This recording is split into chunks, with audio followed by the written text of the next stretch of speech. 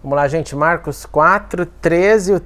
Nós falamos muito sobre esse semeador na última aula, mas a gente não leu o final do texto, porque nós ficamos discutindo, conversando e foi muito legal a conversa. Então, foi até bom, porque de uma forma a gente só lê agora para concluir o verso por verso e vamos partir já para o próximo momento. Então, por favor, alguém leia aí para mim a partir do verso 13, 4, 13 em diante. Vamos lá.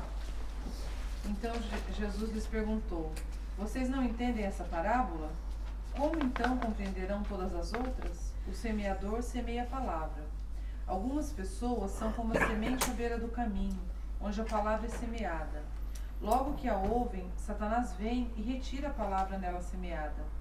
Outras, como a semente lançada em terreno pedregoso, ouvem a palavra e logo recebem com alegria. Todavia, visto que não têm raiz em si mesmas, permanecem por pouco tempo. Quando surge alguma tribulação ou perseguição por causa da palavra, logo a abandonam. Outra ainda, como semente lançada entre espinhos, ouvem a palavra. Mas quando chegam as preocupações desta vida, o engano das riquezas e os anseios por outras coisas sufocam a palavra, tornando-a infrutífera. Outras pessoas são como a semente lançada em terra boa. Ouvem a palavra, aceitam-na e dão uma colheita de 30, 60 e até 100 por um. Muito obrigado. É fantástico, né, a interpretação dessa parábola. Primeiro eu quero lembrar que o contexto aqui é de Jesus falando sobre a semente que cai em vários terrenos. O que, se você lembrar, só para a gente trazer na nossa memória, a gente viu uma foto de vários terrenos na mesma localização. Lembra disso? Se tiver dúvida, olha lá na aula 8, no online, que você vai ver. E a primeira coisa que a gente percebe é que todas essas ilustrações acontecem numa mesma área. Lembra disso? Numa mesma localização. O espinho, as rochas, a terra boa, tá tudo lá no mesmo lugar. Não é um terreno só de rocha, um terreno só bom, não. É tudo próximo um ao outro. Segundo ponto que eu acho que vale a pena relembrar é que esse tal do segredo que Jesus faz na revelação de uma parábola. Alguns vão receber a informação, outros não. E nós falamos bastante sobre isso na semana passada. E agora vem assim a revelação para o Inner Circle, para o grupo seleto de Jesus. E essas categorias, eu acho que vale a pena a gente fazer uns highlights. Primeira categoria é o que é roubado. Ele ouve, verso 15, a palavra é semeada, mas acontece um movimento do mal. E aqui é claramente declarado: Satanás vem e retira a palavra nela semeada. O primeiro, então, recebeu, não há questão sobre o recebimento. Preste atenção nisso. Não há briga, não há debate. Recebeu ou não recebeu? Não, não é que não recebeu, não. Ele recebeu a palavra, mas ele foi roubado da palavra. Segundo ponto, verso 17. O que não tem raiz, o que não deixa essa palavra entrar de uma maneira, ele recebe, mas de uma maneira ou de outra que nós não sabemos exatamente, ela não faz morada. Ela não tem um follow-up, ela não tem uma continuidade. E aí o que acontece? Quando surge alguma tribulação, perseguição por causa da palavra, logo abandona.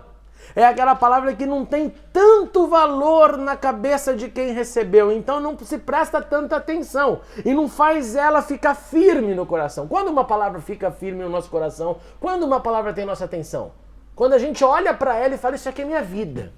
Isso aqui muda, isso aqui transforma. Então você fala: eu tenho que guardar esse negócio no meu coração para no dia que acontece isso aqui que o texto está falando, deveria ser o contrário, na verdade, né? Quando vem a ansiedade, quando vem a tribulação, quando vem a perseguição, nós estarmos firmes com o que recebemos. Não é essa a ideia que a gente tem de a palavra no nosso coração? Você recebe para quê? Para no dia mal jogar lá fora? Não, você recebe para no dia mal você tirar essa palavra de dentro de você, de dentro de mim e falar: eu tenho a palavra. Lembra do conflito de Jesus com Satanás no deserto do jejum? Da onde veio os resources? Da onde veio o material da guerra? A bala da guerra, vamos pensar assim, das armas? Da palavra. Agora aqui acontece completamente o contrário. Então a pergunta que eu penso e reflito aqui é: quando alguém não deixa essa palavra tomar morada? E ela fica numa superficialidade das camadas do interior, das camadas do nosso interior, dos layers que a gente tem, ao ponto de a gente falar assim, agora tá vindo uma luta, eu arranco isso fora e faço o que eu quiser. Quando? Quando a gente faz isso? Quando acontece isso? Claro que eu tô falando a gente aqui como representantes dos seres humanos, né? Porque eu sei que nós não fazemos isso, bendito seja Deus, nós queremos a palavra em nós. Mas quando que um ser humano faz isso? Ele não permite essa palavra entrar e na hora que vem a guerrinha, na luta, ele... Chega de palavra, nada. Quando? Vai lá, o que você acha? Acho que é quando ele não... Na verdade, ele não acredita, não leva a sério isso. Não vê isso como sendo a palavra essencial para ele. Simpático, bacana, mas só isso. Exatamente. Quando ele não deu total atenção àquilo que recebeu. É mais uma filosofia. É mais um caminho interessante. Mas na hora que vier a grande experiência, ou põe isso em prática, não tô afim. E é impressionante, gente, a quantidade de gente que vive assim. Na hora do vamos ver, esquece. Esquece, exatamente. É bem na hora do tipo, tô doente, tô precisando, tô no leito de hospital, é bom. Na hora que eu tenho que abrir mão, deixar de fazer alguma coisa, aí não. É exatamente o que eu falei no sábado. Nós queremos a presença de Deus nas horas da necessidade. Mas na hora de usar a presença de Deus como o conselho certo para a tribulação, para a perseguição, é melhor ir do meu jeito, do meu caminho. O terceiro caso é quando chegam as preocupações desta vida, o engano, as riquezas, os anseios por outras coisas, sufocam a palavra, tornando-a infrutífera. Eu acho muito chocante isso. Porque o primeiro a gente está falando de perseguição, o texto está falando sobre perseguição, e perseguição aqui é claro que é ou tribulação, é algo que acontece do exterior para um sujeito. Você não é perseguido por você mesmo, você é perseguido por alguém de fora. Tribulação, na linguagem neotestamentária, é sempre relacionada à grande tribulação do final. Nós relacionamos a palavra tribulação com um momento duro. Mas um momento duro que não foi você que fez. Você falou, eu entrei numa situação agora, tô com as consequências. Não, você não tem consequência nenhuma. Você não plantou nada, é a situação externa que pegou você. Esse é o ponto. Agora, no 19... a preocupação, o pivô da preocupação é interior. É quando chegam as preocupações desta vida, o engano das riquezas, os anseios por outras coisas, sufocam a palavra, tornando-a infrutífera. Dá para perceber a diferença? A primeira, então, externa. Lutas, brigas externas. O outro caso é, lutas que eu sofro porque eu tenho ansiedade, porque eu quero algumas coisas e porque eu sou enganado por alguns anseios da vida. E os anseios daqui, basicamente, são fundados a respeito de engano de riqueza, anseio por outras coisas e preocupações desta vida. A maioria das preocupações desta vida para os seres humanos estão relacionadas com a sua condição financeira, o seu poder de comprar ou não comprar. Como muita gente fala, né? Que os dramas da vida acontecem quando o bolso começa a ficar vazio. O que é um absurdo, né? Porque tem anseios, não que esse não seja um anseio também, é claro, pode causar dificuldade, é óbvio que sim, mas dizer que isso é o ponto das desgraças da vida é terrível. Aí vem o verso 20 com toda a beleza dele, mas tem gente que é boa terra.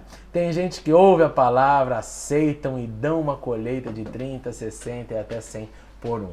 Gente que então, se a gente pegar todo o conteúdo das outras experiências, essa gente que aceita, número 1, gente, pensa dessa forma para sua cabeça expandir.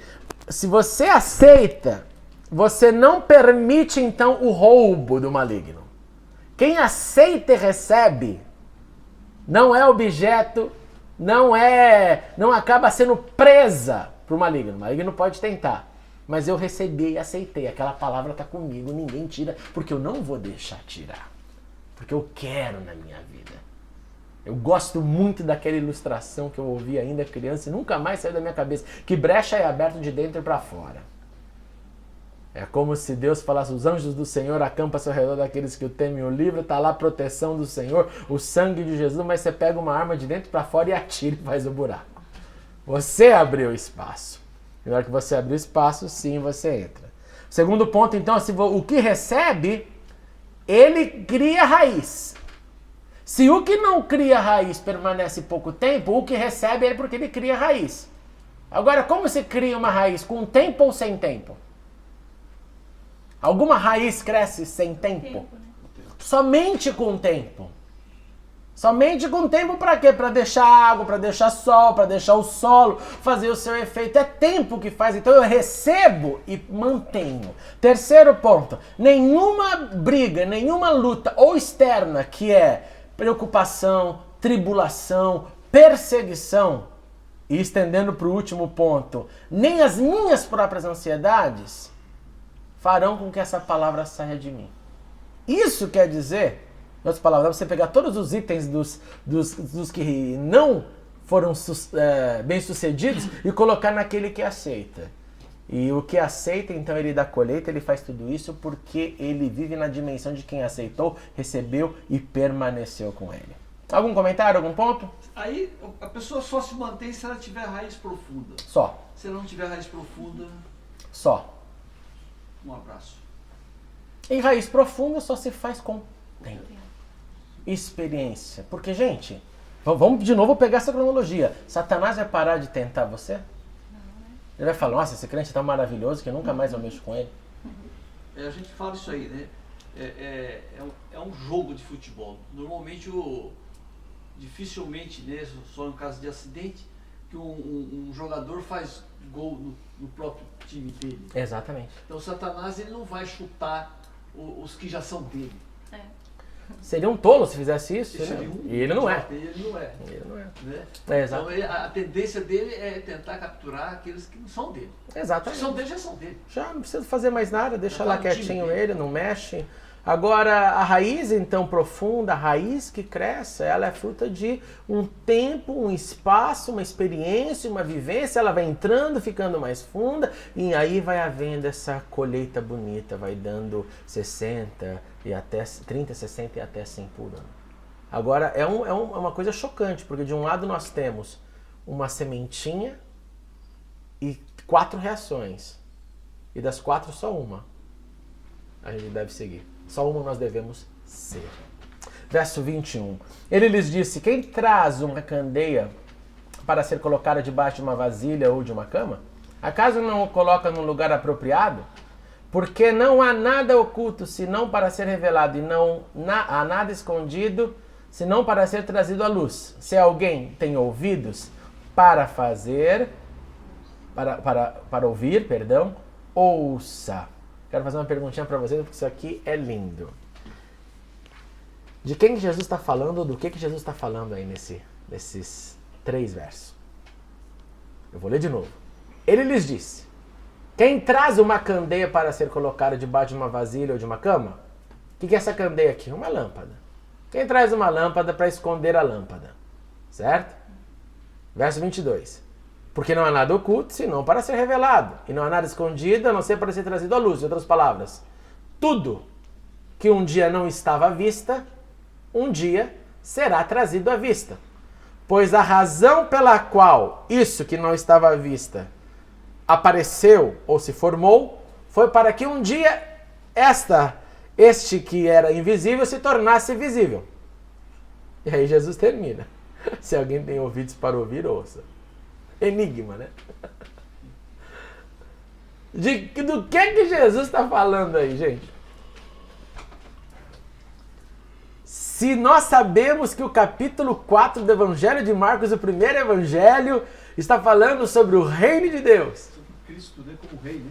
Exatamente. Quem é então? É o Jesus. Jesus está falando dele mesmo. Ele mesmo.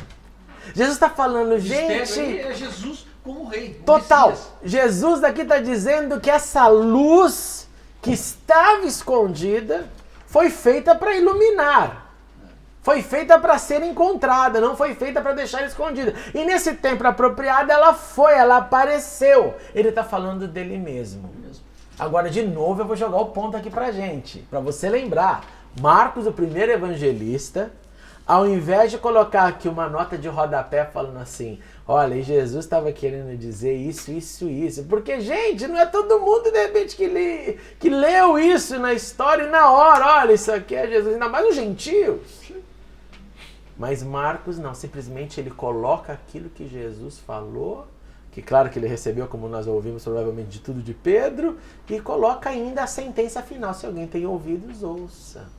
Se alguém consegue entender, entenda. Que não é para todo mundo entender. Não é para todo mundo entender. Ele já falou lá antes. Já falou anteriormente, mas é chocante isso. Você vê que 3 versinhos Jesus pega e deixa... Ele está falando de semente, ele falou anteriormente a mãe e os irmãos de Jesus, lembra? Ele, das acusações. E aí, de repente, ele falando, agora eu vou falar de mim, vou falar da luz que eu sou, da luz que eu represento. E se alguém aqui está entendendo, nesse contexto que está aprendendo, entender que sou eu, que bom. É porque tem ouvidos. É porque tem ouvidos. Verso 24. Considerem atentamente o que vocês estão ouvindo. Continuou ele. Com a medida com que medirem, vocês serão medidos. E ainda mais eles acrescentarão. A quem tiver mais lhe será dado. De quem não tiver, até o que tem lhe será tirado. Esse aqui é outro chocante. E aí? Tem o quê? Quem tem o que vai ter mais e quem não tem o que vai ter menos? Essa é a pergunta. Colocando o texto de maneira bem simples. O que é que quem tem vai ganhar mais e quem não tem vai ficar com menos? Vai ficar com pouco. O que vocês acham? Com a medida que vocês medirem, serão medidos e ainda mais lhe acrescentarão. A quem tiver mais, lhe será dado. De quem não tiver, até o que tem lhe será tirado. E aí, gente? O texto aqui está falando sobre o nível de revelação que um possui. Você será medido, com a medida com que medirem, vocês serão medidos. Cada um tem uma medida de revelação, certo? Cada um contém um total dentro de si, na caminhada da espiritualidade, que recebeu. Eu tenho um pouco, a senhora tem um pouco, cada um tem um pouco. Jesus está dizendo que quando isso entrou em mim, entrou em você, dentro desse contexto que Marcos está trabalhando, de situações de fruto, situações de permanência, ou nas palavras aqui, raízes profundas, o ensino está continuando. Que quem recebeu mais tem tudo já para continuar recebendo mais. E quem recebeu menos, porque na verdade recebeu menos, não é porque foi umas pessoas sem sorte, mas porque talvez rejeitou e não quis receber mais. Porque o que nós entendemos bem claro de Jesus é que se você quiser beber da água, a água está disponível. Se você quiser mais da luz, a luz está disponível. Se você quiser comer do pão da vida, o pão está disponível. Não, para Nica é só um pedaço de pão só e fica no pouco. Não. Então Jesus está dizendo o seguinte, quem tiver mais vai receber mais, quem tiver menos vai receber menos. Agora a última pergunta que falta responder é, quem é que tem mais? Ou o que faz quem tem mais? Quem é que tem mais de Deus? E quem é que vive nesse status? Quem é? Ou que faz? Quem tem mais de Deus é aquele que busca mais a Deus. Exatamente. Que busca mais a Deus está disponível. Sempre. Está disponível. Sempre. Você quer mais? Alguém vai falar pra você? Não. Você para aí porque você já tem suficiente. Aqui, não sei se encaixa aqui aquela situação do Tribunal de Cristo dos Galardões, né? Uhum. Então, eu já falei, já preguei a respeito disso, já estudei a respeito disso, né? Que terá gente no Tribunal de Cristo que vai receber muitos galardões. Uhum. E terá gente que, com certeza, vai receber um galardão só e ele não vai poder falar nada, porque ele não quis receber mais. Né? Não há limites.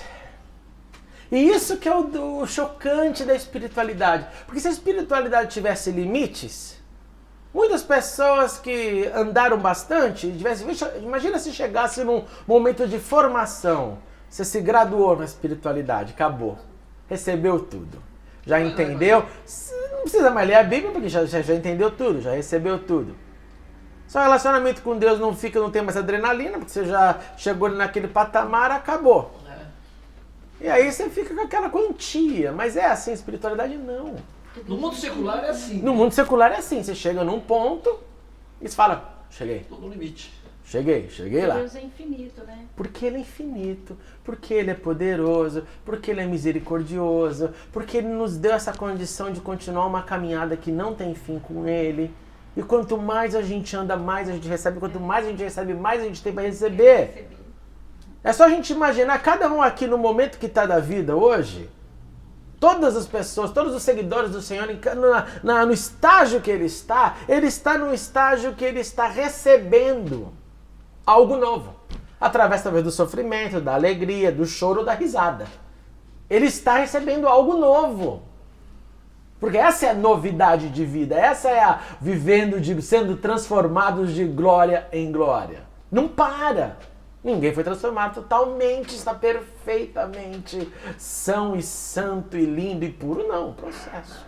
E Jesus aqui está colocando novamente uma palavra bem simplesinha, olha, é isso aí, quem tem mais, e se tem mais é porque busca mais, vai ter ainda mais. Quem tem menos porque busca menos, olha, corre o perigo de até perder aquilo que tinha.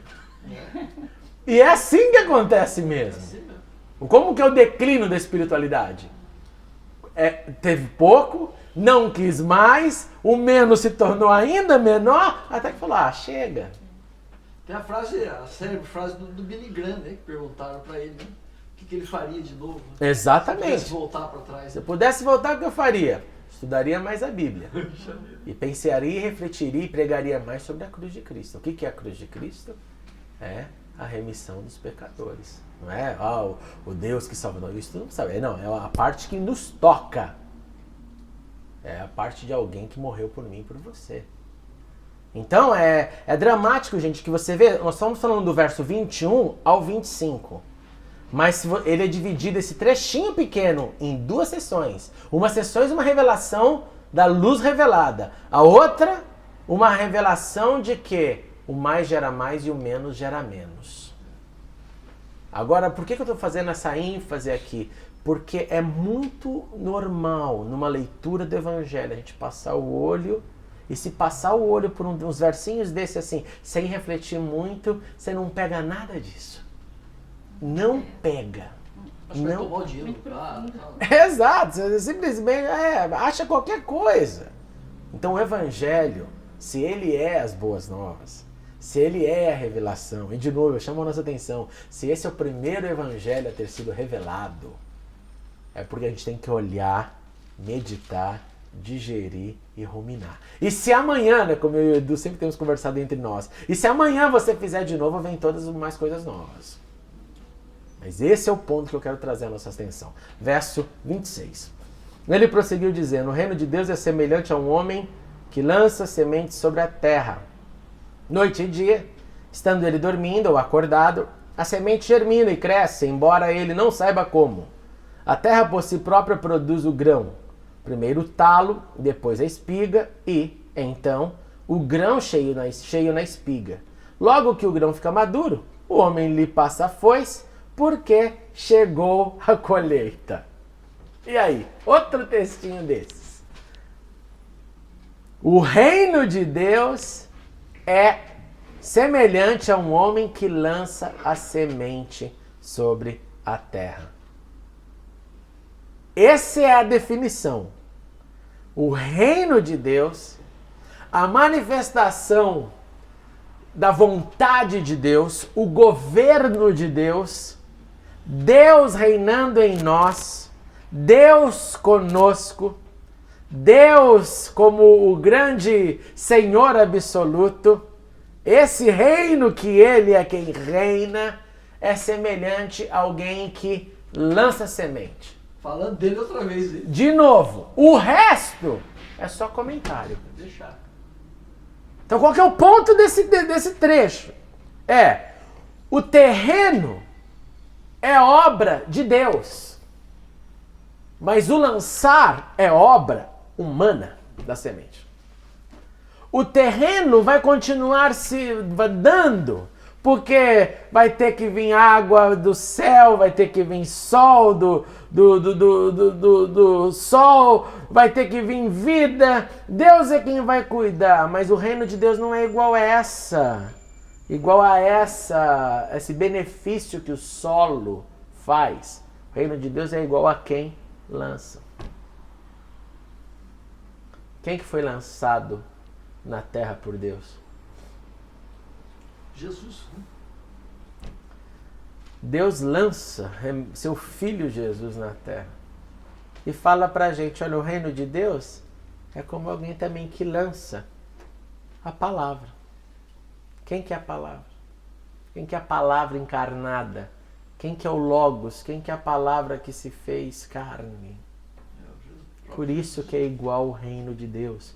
Porque se Deus no seu reino pega o seu filho como uma semente e joga lá na terra, ela nasce, essa semente fecunda um útero, um óvulo, e ali vem o nascimento, e ali vem um ser. E esse ser manifesta a palavra, esse ser é Jesus. Então aquele que faz isso, que lança, ele é semelhante ao reino de Deus. Aqui na minha tradução, aqui, ela é mais forte. Vai lá. Até, ela diz assim, o reino de Deus é assim, não tem dúvida. Não é nem semelhante, né? Não é nem semelhante. Ele é desse jeito. Tá dando pra você entender o que Jesus está fazendo aqui? Ele está falando assim, olha, você quer agir como Deus? Deus lançou seu filho e a semente brotou. Lance a palavra. E ela vai brotar. E ela vai, mesmo você estando dormindo de dia, a semente vai estar movendo lá e vai nascer o talo, e vai nascer o broto, e vai vir o grão, vai vir a espiga, vai ser tudo isso. Tá dando para entender a importância que Jesus está dando pro transmitir da palavra. O transmitir da palavra. Agora dá para entender também porque o drama da transmissão da palavra e porque cada dia fica mais difícil a transmissão da palavra. As pessoas rejeitando cada vez mais o que? A palavra. Porque esse é o grande papel, claro que do mal, e é isso que vai acontecer. Nós vivemos num mundo que cada vez mais o recebimento dessa palavra vai ficar complicado, e o lançar dessa palavra também vai ficar complicado. Porque isso é o que não pode acontecer. Porque quando acontece isso, o reino de Deus é manifesto. O reino de Deus é manifesto. Quando alguém aceita a semente e entra nesse reino, o reino dele é manifesto. Por isso que todo o drama e a guerra é espiritual. Muito obrigado por assistir a mensagem. Clique agora em inscreva-se para se cadastrar no canal e ser avisado de todas as novidades. Se você quiser ajudar na divulgação, clique em gostei e adicione o vídeo nos favoritos. Não se esqueça também de conferir as mensagens anteriores. Obrigado e até a próxima.